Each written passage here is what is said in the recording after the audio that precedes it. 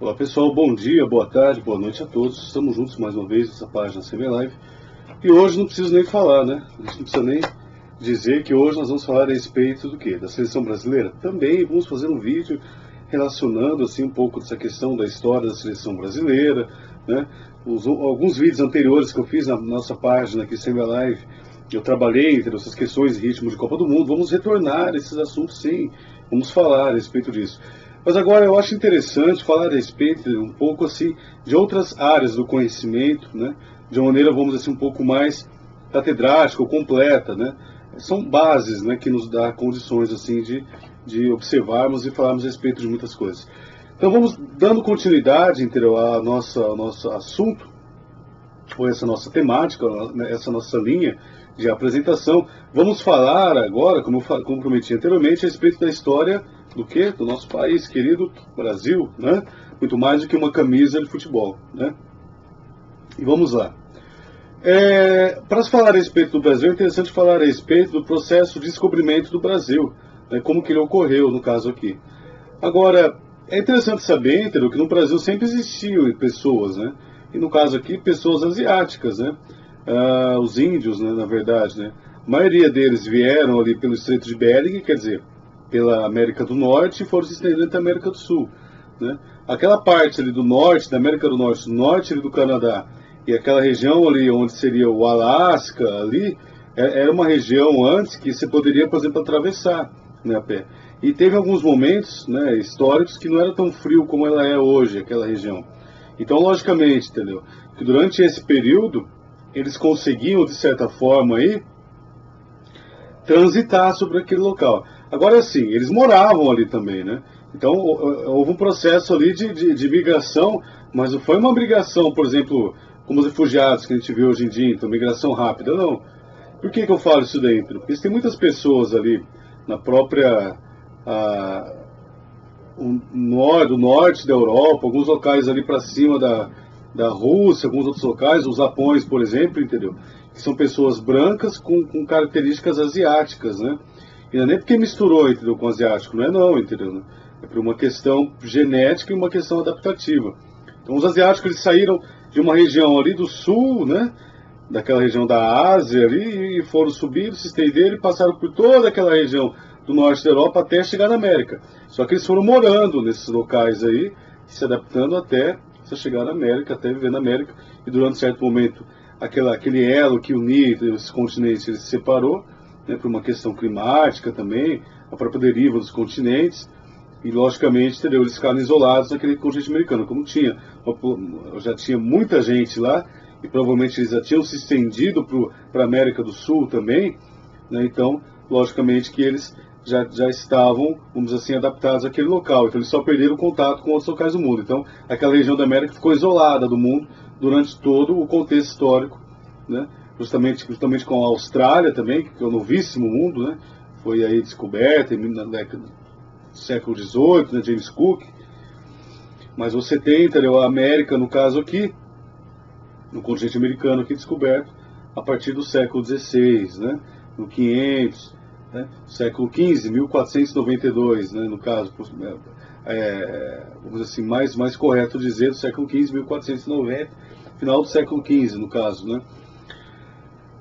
Onde justamente Colombo, através do incentivo e do apoio que ele recebeu da rainha de Castela, né, da Espanha, ele veio com as caravelas, né? Santa Maria, Pinta e Laninha, né? E já chegaram à América Central, no caso aqui. Esse foi o processo de descoberta de todo o continente americano. Só que é interessante falar, né, estou falando todo esse pano de fundo aí, para a gente começar a falar a respeito da história do Brasil. Porque assim, é interessante compreender, entender que o Brasil ele não saiu do nada, como se fosse um carimbo, né? Carimbou, pronto, né? Aquelas dimensões territoriais como nós conhecemos, né? Triangular do Brasil, meio losango, meio triangular, né? Carimbou, isso daí pronto, já era, né? Não. O Brasil teve todo um processo aí. E as populações nativas do Brasil, eles viviam basicamente na área litorânea, entendeu, né? Eles não iam muito para o interior, assim, na região do interior. Então, e para quem não sabe, geograficamente falando, o nosso litoral, ele tem uma parte que é de planície costeira e já é planalto. Então tem a questão da serra e tal, né? Mas e os índios, basicamente, as nossas comunidades indígenas, eles viviam a princípio nessas regiões ali, entendeu? De Planalto, mas tudo muito próximo do litoral, basicamente. Eles não ficavam muito ali pro interiorzão e tal. Se bem que tinha, logicamente a gente sabe, entendeu, né? Civilização Marajoara, ali da Amazônia, né, no caso, né? Povos, né, que habitavam também aquelas regiões ali já, né? Mas, basicamente, a maioria deles vivia nessa região que está localizada sobre o litoral do Brasil.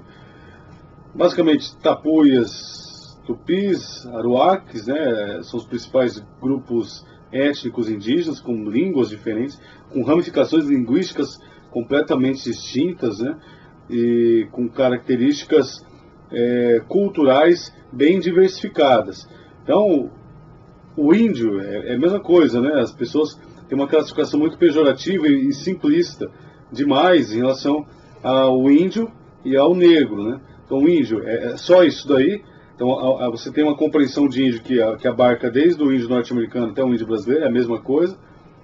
E o negro, né, no caso aqui, é só aquele estereótipo, no caso, né, que vem na nossa mente, principalmente relacionado à questão da escravidão. Mas é sabido e é notório, entendeu, que há uma diferença muito grande entre populações negras, populações indígenas, assim como há também populações europeias e também asiáticas, né. A diferença étnica, a diferença cultural, ela é muito grande, entendeu, entre esses povos aí. O antropólogo Irene Cochilho vai trabalhar um pouco a respeito disso.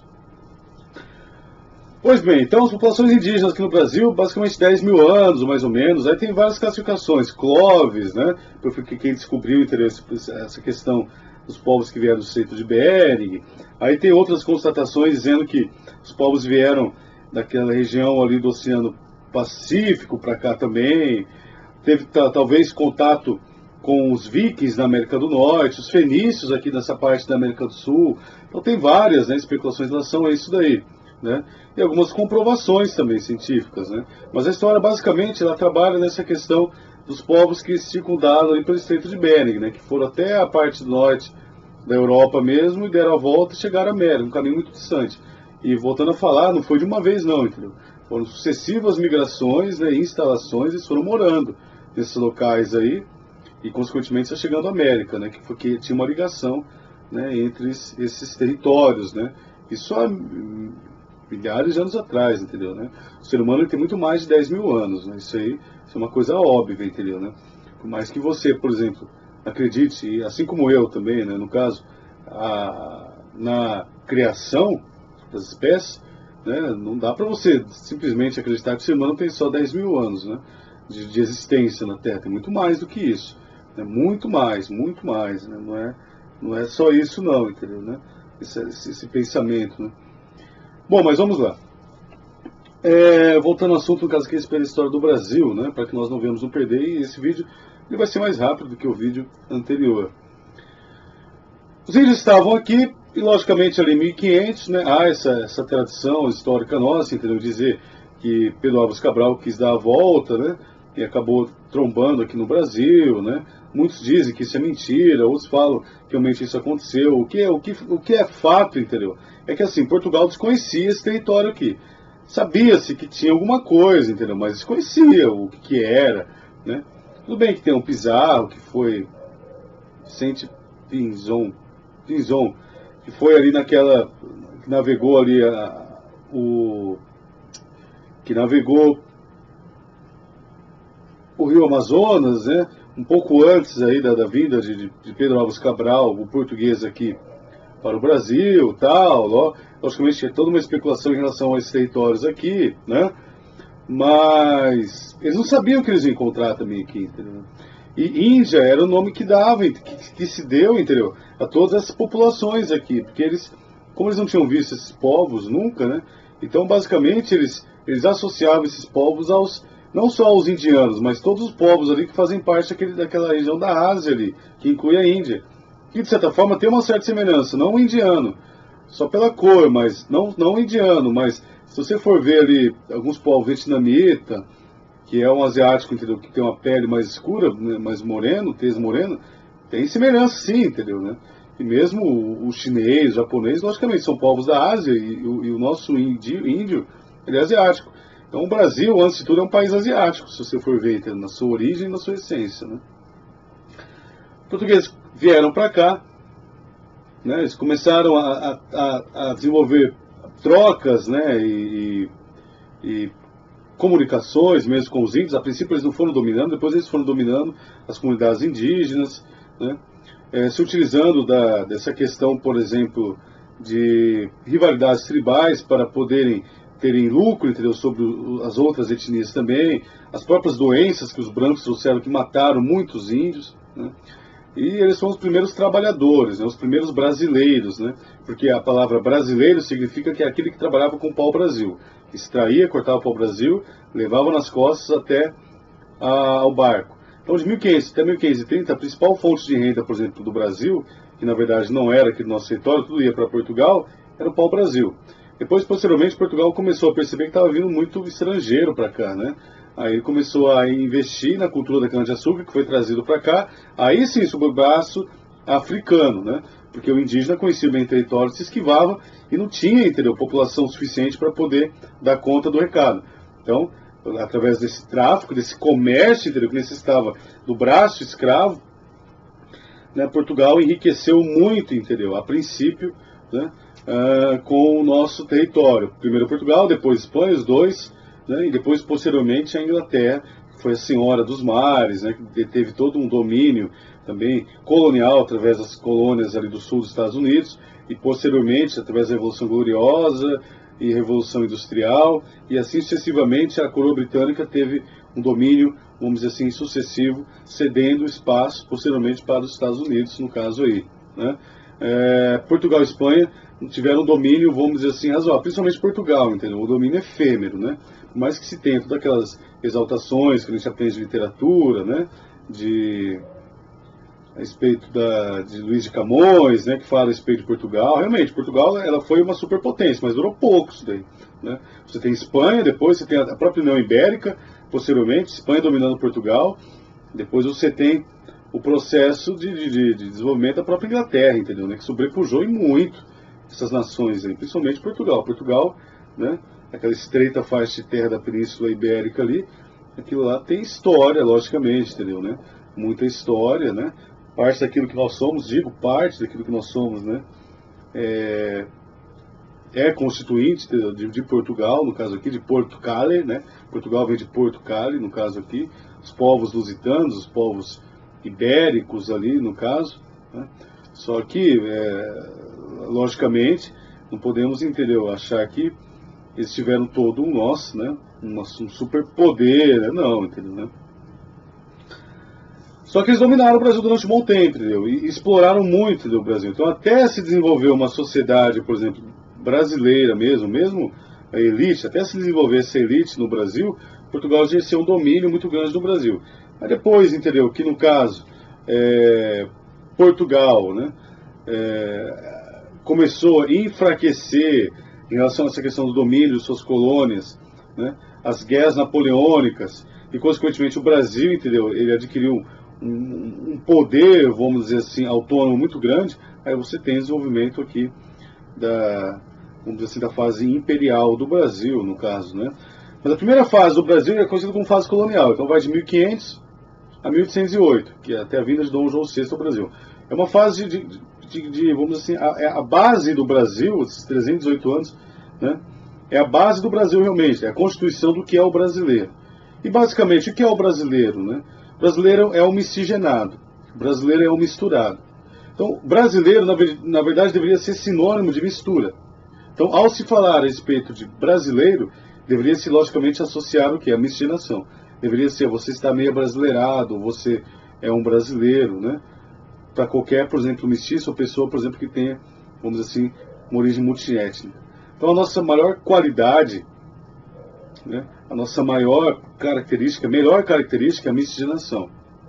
É lógico, a gente não pode ser ingênuo, entendeu, em relação a isso daí, que a maior parte da miscigenação, principalmente no período colonial, ela surge através de violência.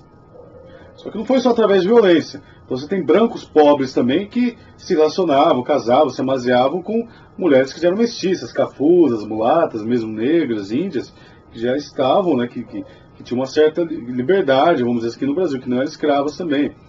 Mas infelizmente, entendeu? Ocorreram muitos abusos no Brasil, né? Muitas formas de violência.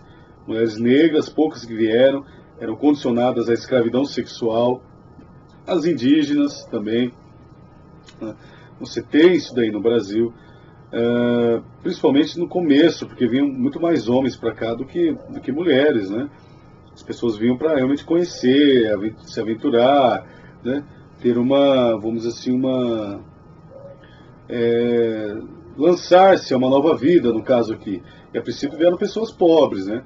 Os donatários, né? A fase, por exemplo, a segunda fase de administração do Brasil, que era a fase das capitanias hereditárias, quando o Brasil começou a ser administrado, eles ficavam em Portugal, administravam de fora, poucos vinham para cá.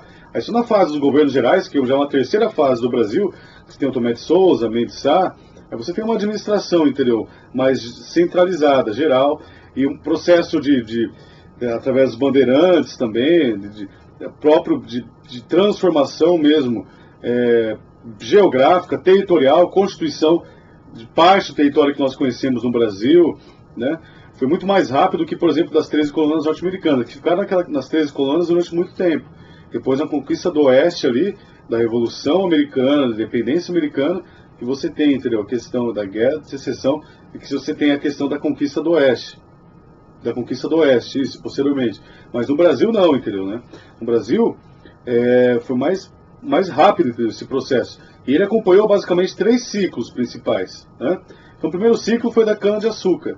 O segundo ciclo foi do ouro e o terceiro ciclo do café. Esses 3 ciclos, eles tiveram, vamos dizer assim, foram a base econômica do período colonial. O café, na verdade, aqui também, ele acompanhou o período colonial e ele se estendeu no período imperial, né, se desenvolveu mais no período imperial e foi até o início, né, da fase republicana. Então o café durou bastante, né, mas a base colonial do Brasil foi essa. Eu acho que você tem uma borracha, que também tem uma fase interessante na Amazônia, você tem, né, principalmente no século XVIII, século XIX, você tem ali a questão do algodão, a indústria do couro mesmo no Brasil, não a indústria, né, mas essa questão do curtume, do couro no Nordeste do Brasil, o tabaco também, sendo plantado, fumo, né, plantado, revendido. Então, você tem vários ciclos econômicos no Brasil, você tem várias características econômicas do Brasil, mas o Brasil, basicamente, ele era dependente de algumas culturas principais. E as principais foram, no caso aqui, a cana-de-açúcar e o café. E um período, vamos dizer assim, onde ele teve uma grande dependência do ouro. Tudo isso daí é característica do período colonial. Aí você tem vários historiadores, antropólogos, sociólogos que vão falar a respeito da sociedade colonial. Então você tem ali a Casa Grande, a senzala, que realmente não é uma casa grande. Diferente da casa, por exemplo, norte-americana, que tem andares, o português aqui, né, ele quis desenvolver uma espécie de casa grande assim, né, nos moldes tropicais você não tinha sobrados, nada disso, né, e tudo era plano, né. Tem a questão da brecha camponesa, né, foi comprovado mesmo que o escravo, pelo menos um dia, ele tinha parte de uma terra que era dele, pelo menos um dia da semana ele cultivava para ele e poderia vender esses produtos, mas não deixava de ser escravo, não recebia salário, trabalhava simplesmente para comer e não tinha liberdade, tinha que viver daquilo ali, a não ser que ele fugisse. E as fugas no Brasil ocorriam em massa, muito. Não é à toa que tem muitos quilombos, né, hoje em dia. As comunidades quilombolas, elas existem justamente porque as fugas eram muito grandes, né. E o interessante das comunidades quilombolas é que elas preservaram aquelas culturas típicas da África. Isso que é muito interessante. E houve uma mescla com a parte europeia, indígena, mas a predominância mesmo é africana. É semelhante àquelas aldeias, né, aqueles povos, né, que realmente vivem até hoje, logicamente, aí, né, na África, né? A questão do Yorubá, né, que é a língua mais falada ali, né, principalmente naquelas populações ali de Angola e tal. É interessante saber, entendeu, e falar que muitos negros, quando vinham para cá, eles tinham conhecimento acima de quem empregava eles, né, de quem os escravizava. Tinha muitos negros que tinham conhecimento de árabe. A revolta dos malês ali, por exemplo, em malê é uma palavra iorubá para muçulmano. Ela foi aí uma revolta, né, que foi realizada por negros, né, que tinham um conhecimento muito grande, né, do árabe e tal, né, e sabiam ler e escrever, e organizaram, só que acabou não dando certo essa revolta aí, no caso aqui, dos malês, né. que ocorreu aí durante aí o período, regencial, no caso aí, né? Essa revolta que ocorreu ali. Então, o Brasil, entendeu? Ele tem essa característica. E a nossa construção identitária, ela está sobre o período colonial. Então, tudo aquilo que nós somos ainda, entendeu, é resultado do período colonial. Nós não rompemos, entendeu, muito com as características do período colonial, dessa coisa do pensamento, da identidade, das bases, né? Por que era o brasileiro? O brasileiro, na verdade, ele era um mestiço, filho de negro com índia, ou filho de branco com índia, ou branco com negra, ou negro, branco e índia, enfim, né? É isso que nós somos, né? Nós temos essa mistura em nós. Só que no período colonial, eles vagavam as ruas, eles não tinham empregos, né? Eram artesãos, agradavam as pessoas, a elite que no caso era formada pelos filhos dos senhores de engenho, que estudavam fora, né? Toda a literatura, pode ver, que gira em torno um pouco dessa coisa da sexualidade, né? Dessa coisa picante, pode ver, entendeu? Gregório de Matos, né? Que vai falar muito a respeito dessa questão, dessa identidade sensual do Brasil, do brasileiro, né? E logicamente que isso daí, entendeu, inclui a questão aí da violência que sempre ocorreu no Brasil, e violência sexual também foi muito séria, né?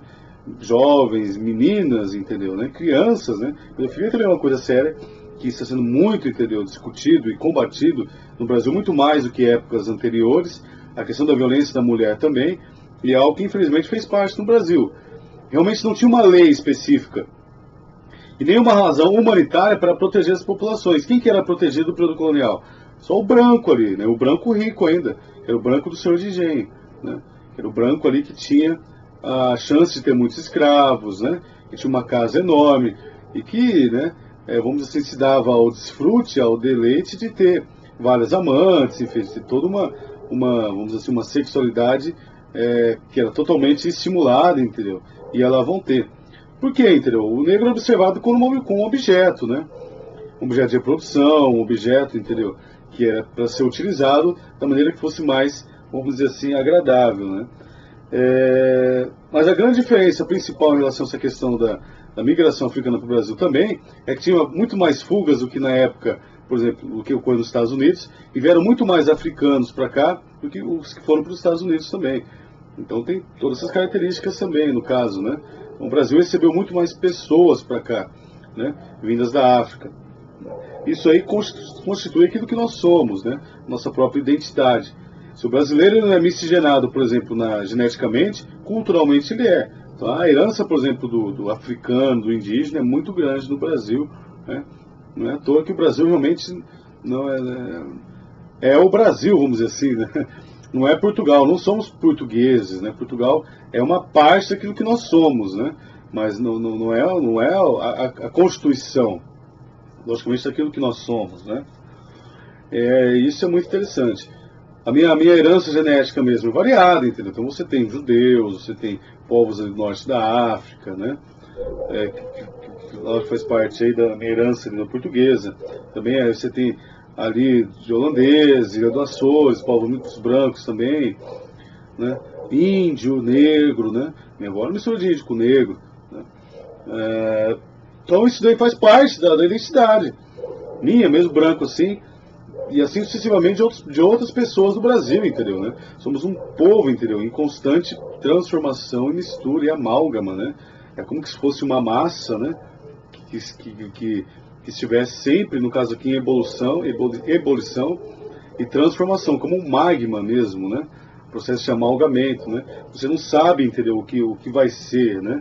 E todo esse processo, toda essa transformação, essa amálgama, né? Essa miscigenação, vai formando e construindo aquilo que nós somos, né? Isso não é bagunça, isso é lindo, entendeu, né? É um processo de constituição, é um processo de formação de identidade. Nos Estados Unidos, por exemplo, entendeu? Você não tem essa mistura, né? Você não tem esse processo de transformação. Por uma questão cultural norte-americana, entendeu? Anglo-saxã, tal, ali, dos brancos, dos protestantes, né? Que observavam os outros como não povo, né? Como não humanos, né? Também a questão de massacre dos índios, que foi muito mais do que aqui no Brasil também, né? A questão do rigor, né? Da ascese que eles tinham em relação a essa questão da própria sexualidade hipócrita, né? Também, porque logicamente tinha muito estupro e violência, mas lá também tem muita miscigenação também, mas não é igual no Brasil. O Brasil é um país muito bonito por conta da miscigenação, e até hoje nós nos misturamos constantemente, isso vai constituir aquilo que nós somos. Só que também não podemos ser ingênuos também e acreditar que não há preconceito. Tem muito preconceito no Brasil. O Brasil é um país muito preconceituoso. E isso aí tem que ser combatido constantemente. É você aceitar que você tem preconceito, que você tem preconceito, alguma forma de preconceito, né? Você tem alguma forma aí e você tem que combater isso daí, entendeu? Você tem que criticar a si mesmo, entendeu, né? Você tem que sempre agir contra si mesmo em relação a isso daí. Para que aí sim, entendeu, né? Tudo isso daí venha a ser, vamos dizer assim, diluído e extirpado, né? Através das gerações, no caso. O que não pode é ser perpetuado. O preconceito ele é aprendido, ele não é uma coisa genética que vem, né? Ele é aprendido. E as crianças, por incrível que pareça, ela tem um poder, por exemplo, de aprendizagem muito grande, porque é algo natural, elas têm que aprender, porque isso faz parte do processo de desenvolvimento, né? Para ser realmente aquilo que nós somos, para ser o que ela é, né? O que ela será. Então, não é só aquilo que você está falando, entendeu? Para a criança que ela presta atenção, mas as suas atitudes, o seu comportamento, a maneira como você se comporta diante de algumas situações, tudo isso é observado, entendeu? E por isso que a criança conserva alguns valores preconceituosos também por causa disso, né? Por incrível que pareça. Então, o Brasil Colônia é isso daí. Brasil Colônia, o que é interessante falar a respeito do Brasil Colônia? Fase da cana-de-açúcar, fase do ouro, Minas Gerais, através dos bandeirantes, você tem essa fase aurífera, o transporte, por exemplo, de escravos da região nordeste do Brasil, mesmo para cá, para a região sudeste, no caso também, né? Posteriormente, a fase do café, né?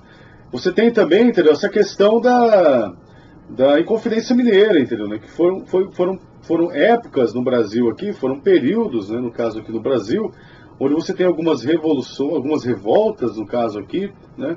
E essa revolução, a conjuração mineira é um exemplo desse. Você tem a conjuração baiana, ali na Bahia, entendeu? No caso aqui, né?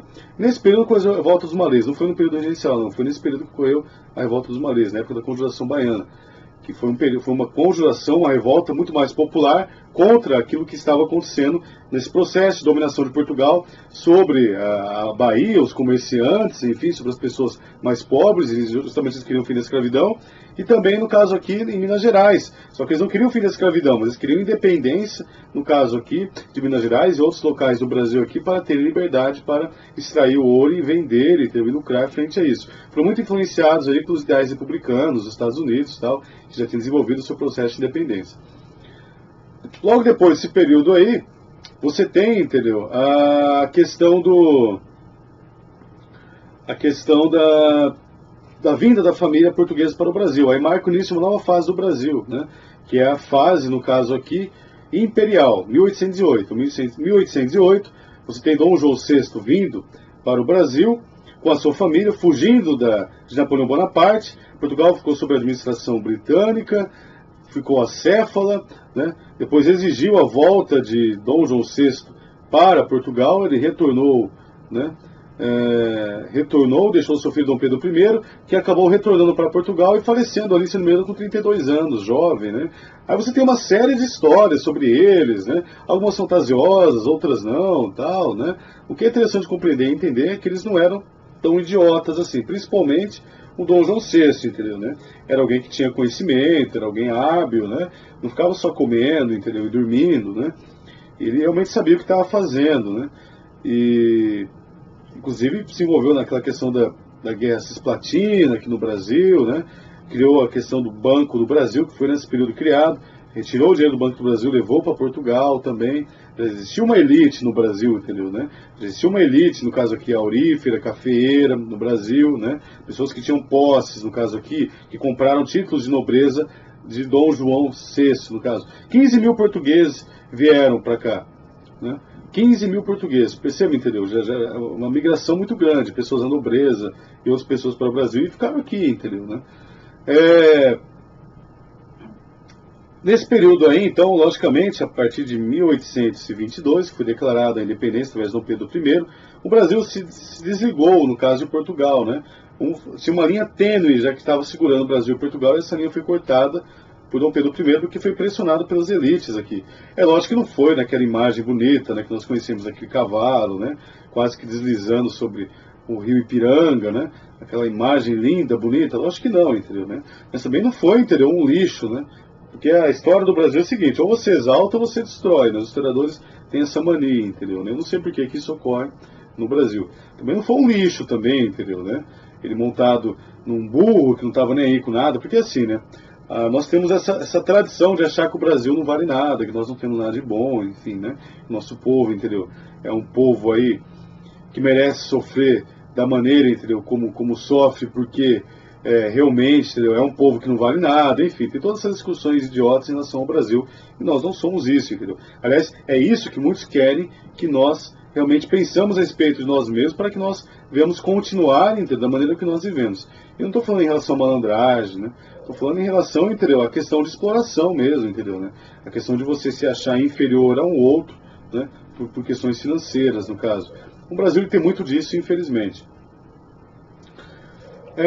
Então, Dom Pedro I declarou a independência do Brasil, depois foi para Portugal, deixou seu filho aqui, e esse período ficou conhecido como período regencial, um período de 9, 10 anos. Aí você tem grandes revoltas no Brasil, a Sabinada, a Balaiada, né, você tem a Farroupilha, que durou mais, né, você tem a cabanagem, que teve um caráter, entendeu, político, vamos dizer assim, popular muito forte.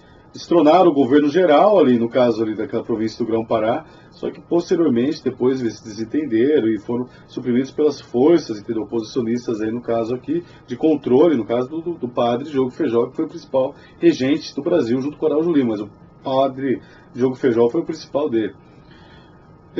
Decretaram o golpe da maioridade, Dom Pedro II assumiu com 14 anos, né, e foi o governante que ficou mais tempo no Brasil, se não me engano, esse acho que 84, 38 anos, se eu não me engano, entendeu? Ele ficou mais tempo aqui no poder no Brasil.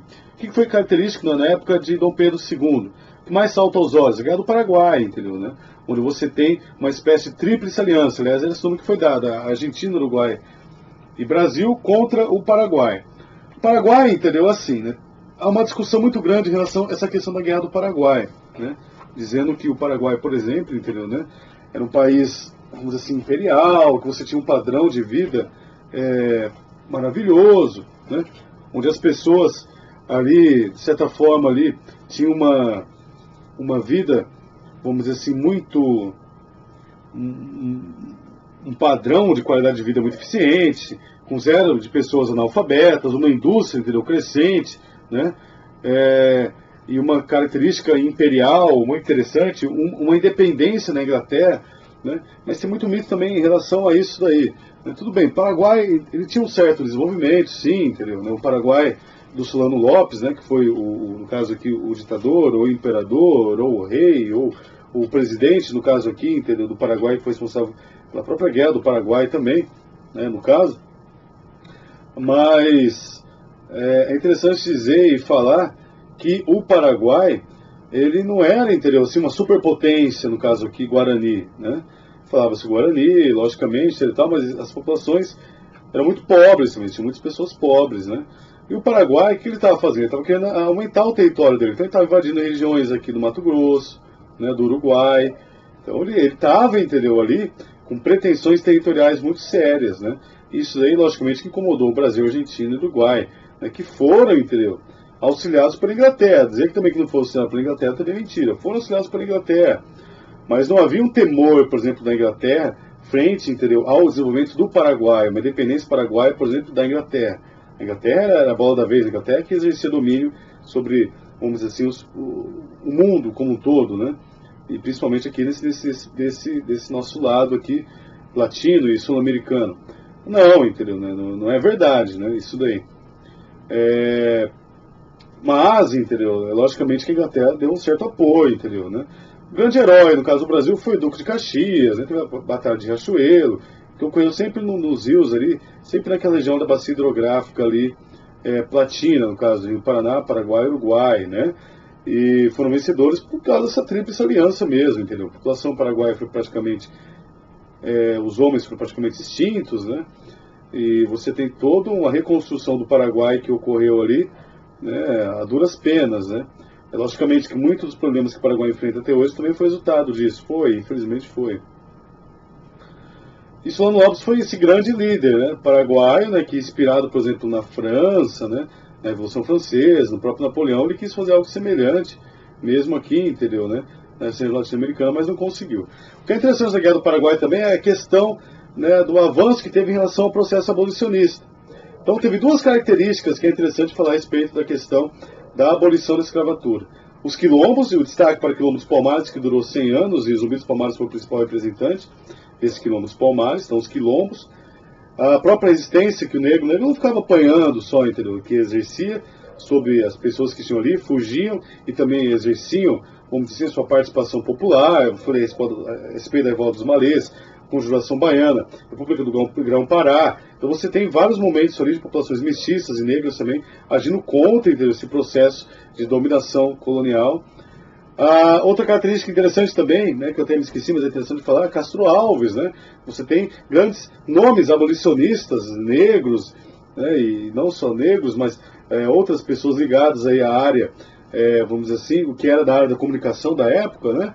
Que foram assim, grandes responsáveis, ou grandes nomes nesse processo abolicionista. E a Guerra do Paraguai também, entendeu? Que fez com que pessoas, entendeu, escravos que participaram da Guerra do Paraguai, eles fossem, vamos dizer, considerados irmãos, né? Um processo de reconhecimento mútuo, porque naquela dureza da guerra ali, logicamente que você vai contar com quem está do seu lado, né? E isso daí aconteceu no Brasil, entendeu? No caso aí, então, houve uma pressão muito grande da sociedade brasileira, mas principalmente na Inglaterra, para que a escravidão acabasse no Brasil, e isso ocorreu durante o quê? Durante a época aí de Dom Pedro II, 1888, através da carta aí da Princesa Isabel, né? Que é a última lei, no caso aqui, de abolição da escravatura. Mas que nos leva, entendeu, a um outro problema do Brasil. Os escravos eles foram libertos, né? Só que toda essa população foi lançada para fora e você recebe vários imigrantes para o Brasil, né? Italianos, espanhóis, alemães, principalmente italianos, espanhóis e portugueses, né? Principalmente italianos, né? Em sua grande maioria. E japoneses também vieram. O Brasil é a segunda maior colônia japonesa fora do Japão. Só que, entendeu, né? E essa população, entendeu, negra, né? Para onde que foi? Foram expulsos, entendeu? Você não tem reforma agrária, você tem uma inserção do trabalho deles. E hoje em dia fala-se muito a respeito de mimimi em relação a tudo isso daí. Para que cota, para que isso, para que aquilo. Mas é interessante se falar, entendeu? A respeito daquilo que aconteceu com eles no passado e que não foi apagado. Não foi apagado por quê? Porque não se apaga, ué. Você lança milhares de pessoas, entendeu, né? Vamos dizer assim, ao nada, ao léu, né? E como que você quer, entendeu, que essas pessoas também tenham uma inserção profissional, de trabalho? Aí os cortiços começaram a surgir e crescer cada vez mais no Brasil. Aí você tem o aparecimento das favelas, né? O empobrecimento de muitas pessoas também. E vários problemas sociais que nos acompanham até hoje, infelizmente, por conta disso. Os Estados Unidos, que as pessoas idolatram tanto, né? Eu não amo de paixão os Estados Unidos, mas também não odeio, entendeu? E valorizo a cultura norte-americana, a influência, tal, aquilo que é bom, entendeu, né? Logicamente, entendeu? Não é assim. Mas, né, a gente sabe, entendeu, que eles fizeram sua reforma agrária, na conquista do Oeste, né? Você tem, por exemplo, o México na Revolução Mexicana também, que é a questão da reforma agrária, o Brasil nunca teve essa questão da reforma agrária. E você vê vários movimentos lutando por isso daí, lógico que há oportunistas, pessoas realmente que querem se promover em relação a essa questão, esse déficit do Brasil, mas é uma coisa que tem que ter, né? Tem que parar com essa coisa, entendeu? De achar que o Brasil tem capacidade de viver simplesmente sobre a iniciativa privada, né? Tem que parar com isso daí, entendeu? Isso é uma grande balela, é uma grande mentira, né? Seria muito bom, entendeu, se isso acontecesse, se as empresas investissem maciçamente, entendeu, no bem-estar das pessoas como um todo. Seria maravilhoso se isso acontecesse, né? Não só no Brasil, no mundo, mas a gente sabe que isso não acontece. Algumas empresas realizam isso daí, realizam, acho que realizam, mas são muito poucas, né?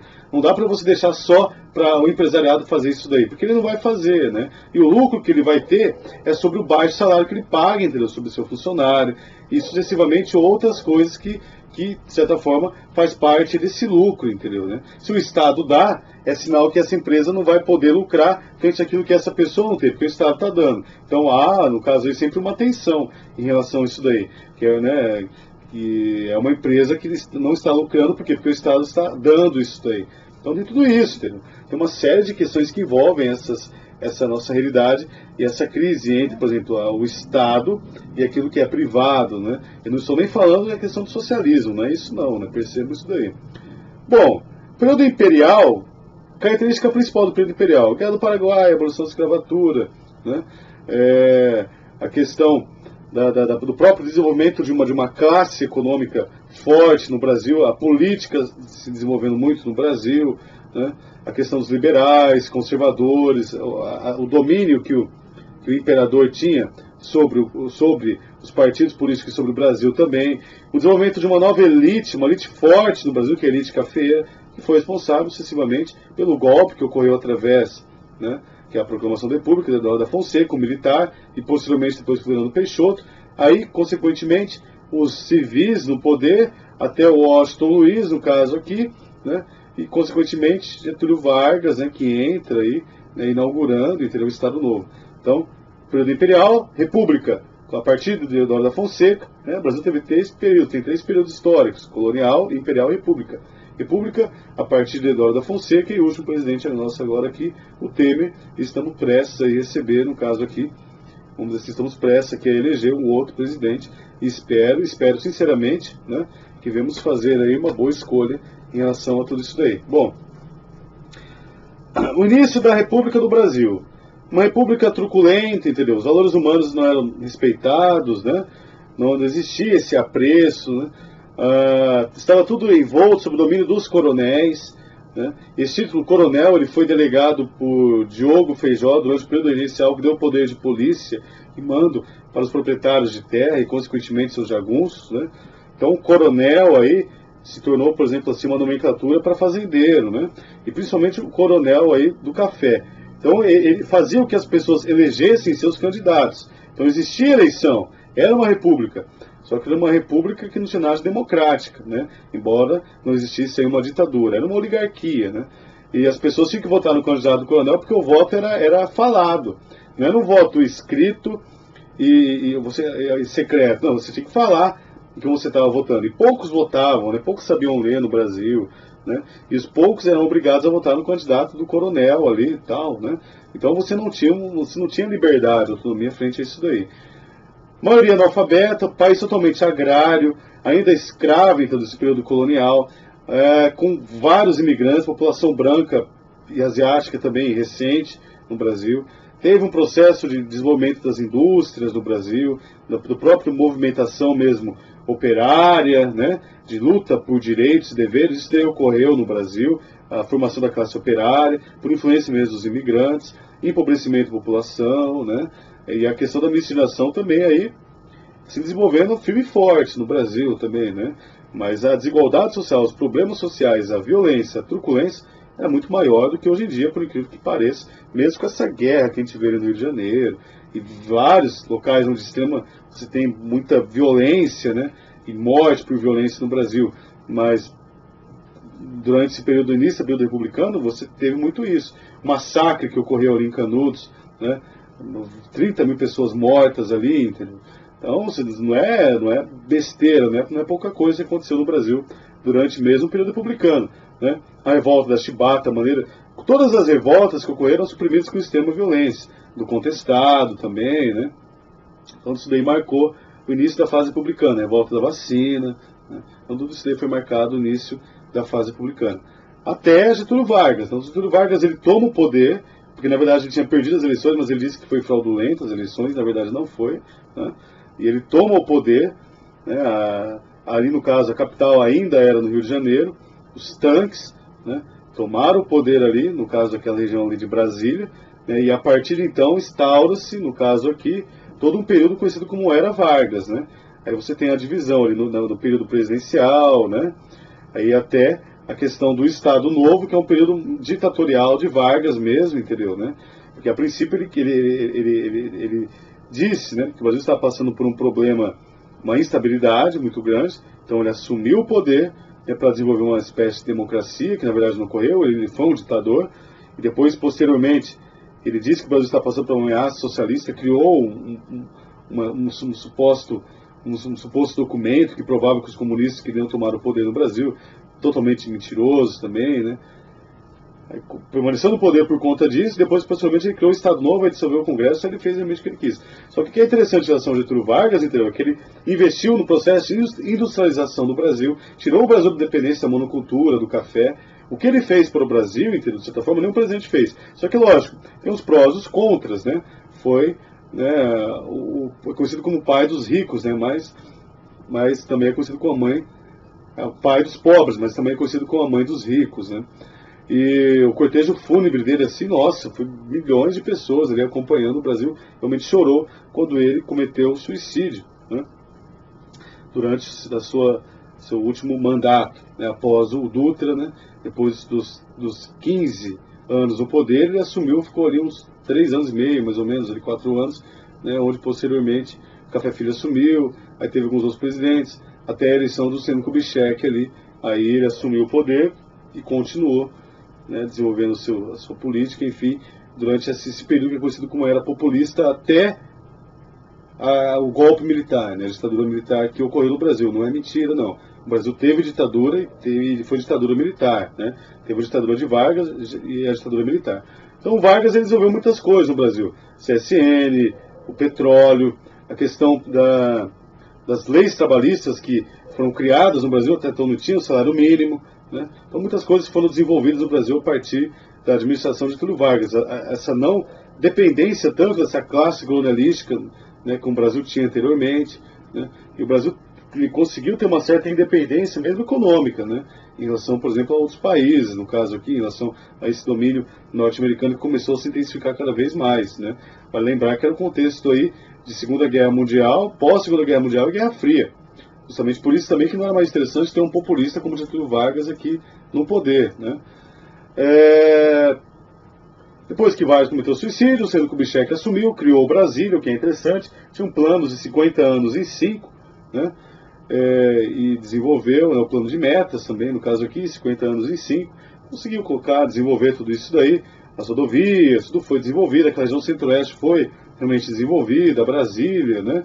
Tudo foi realmente, vamos dizer assim, estimulado no Brasil, a produção, o consumo, as multinacionais vieram para cá, o consumo muito estimulado, aí intensificou-se muito a influência norte-americana no Brasil, a dívida externa aumentou muito. Posteriormente, depois dele, você tem o Jânio Quadros, né, que renunciou, teve algumas posturas meio estranhas, né, bizarras em relação à sua administração, condecorando o Che Guevara aqui no Brasil, mas ao mesmo tempo também sendo conservador, né, alguns aspectos aí sociais, né, ideológicos, então você não sabia o que ele estava querendo fazer. O vice dele assumiu João Goulart, ficou uma espécie de parlamentarismo, depois ele assumiu propriamente dito, de maneira comum, só que não durou muito porque os militares tomaram o poder. Aí ele sim tinha propostas, não sei se iria realizar, entendeu? Integralmente, de aumentar o salário mínimo significativamente, fazer reformas agrárias, reformas mesmo na cidade, urbanas, mas foi impedido, né? Isso daí foi cortado através da administração militar, que administrava da maneira que foi mais conveniente a eles e das pessoas que o apoiaram naquele momento. Só que vale lembrar que a administração militar não foi uma ação isolada só do Brasil, porque o Brasil estava sofrendo uma instabilidade muito grande e as famílias de bem, entendeu, né, colocaram a roupa da camisa do Brasil, no caso aqui da seleção de 62, e foram para as ruas, né, e pediram intervenção militar. Não, entendeu, né? Isso daqui não ocorreu, entendeu, no Brasil, nesse contexto. Pedido de intervenção militar, sim, entendeu, né? Mas o negócio não é que os militares, eles assumiram o poder por uma questão interna, mas por toda uma pressão norte-americana e incentivo norte-americano. Você tem isso na Argentina e no Chile também, entendeu? Então, lógico, entendeu, que o Brasil, ele se tornou, entendeu, ele passou pelo processo de ditadura militar justamente por quê, entendeu? Porque os Estados Unidos pressionou o Brasil em relação a isso daí por causa da Guerra Fria, entendeu, né? Então não havia mais espaço para um presidente que tinha um caráter populista, ou mesmo que socialista, mas não em relação à implantação do comunismo, mas em relação, por exemplo, a você ter vamos dizer assim, uma liberdade de desenvolver ações mais sociais. Lógico que não, entendeu, né? O que era interessante para eles mesmo é que o Brasil continuasse sendo um país capitalista e capitalista periférico, né? Porque o capitalismo de fato mesmo ocorre nos Estados Unidos. Aqui é um capitalismo meio arroz com feijão, né? Um capitalismo meio colonial, né? Um capitalismo aqui meio farinha com rapadura, né? Uma coisa meio tupiniquim, né? Não é o que seria o ideal, né? A gente vê o que acontece no Brasil, entendeu, né? A maneira como as pessoas vivem, muitas vezes, em extrema pobreza, entendeu, né? Os preços altos, né? Que nos acompanham há um bom tempo.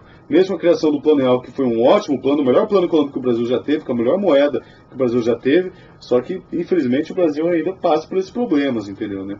Em relação a essa questão da administração, em relação a essa questão da própria economia, né? Isso daí é uma característica nossa, infelizmente. Bom, voltando ao assunto, estamos aqui há 49 minutos, olha, eu falei que seria menos, mas é difícil, pessoal, é difícil. Bom,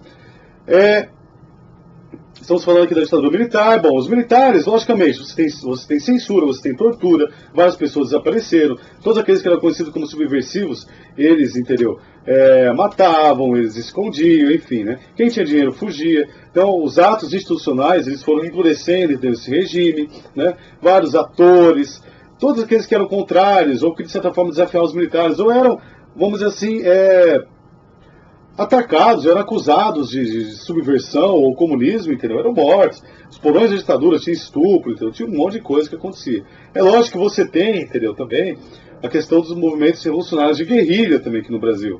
Tinha sequestro, você tinha morte. Mas comparado, por exemplo, aos militares, não quer dizer que foram mais brandos, entendeu, né? Mas foram diferentes, foi bem menos, entendeu, né?